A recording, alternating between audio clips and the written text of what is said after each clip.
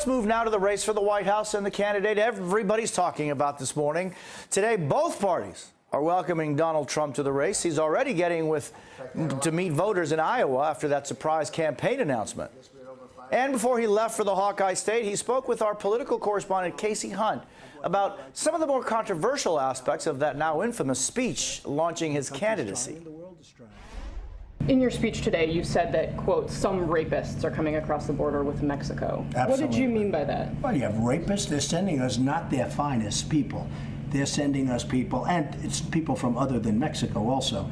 We have drug dealers coming across. We have rapists. We have killers. We have murderers. Why, do you think they're going to send us, I mean, it's common sense. You think they're going to send us their best people and their finest people? The answer is no.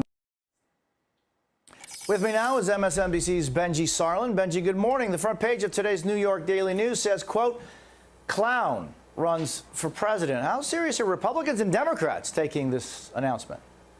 Well, nobody thinks Donald Trump is in a serious position to win the nomination. Most people probably doubt that he'll even make it to the actual primaries. I mean, it's likely that he just wants to get in a debate or two, perhaps, raise his stock a little bit, prove the doubters wrong who always said he wasn't serious about running for president, and then he'll probably be happy. But it's important to remember that there are some voters who like Donald Trump a lot.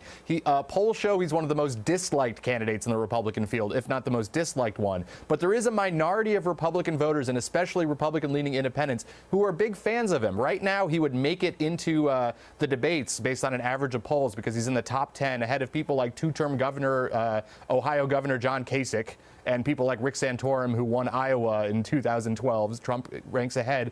And in New Hampshire, this is especially pronounced. Polls show him right now, on average, in 5th place, not too far behind Rand Paul or Marco Rubio, around 8%. And I can tell you, back in 2012, I met a lot of voters who were former Trump supporters who were disappointed that he didn't run. So there is this group that some of his more outlandish statements kind of really appeal to. But it's limited upside, I'd say. There's a lot of Republicans who would just never vote for him under any circumstances. There's also the celebrity factor in Trump that he certainly cultivates a lot. I mean, this is someone who very much enjoys the spotlight and has cultivated being a celebrity.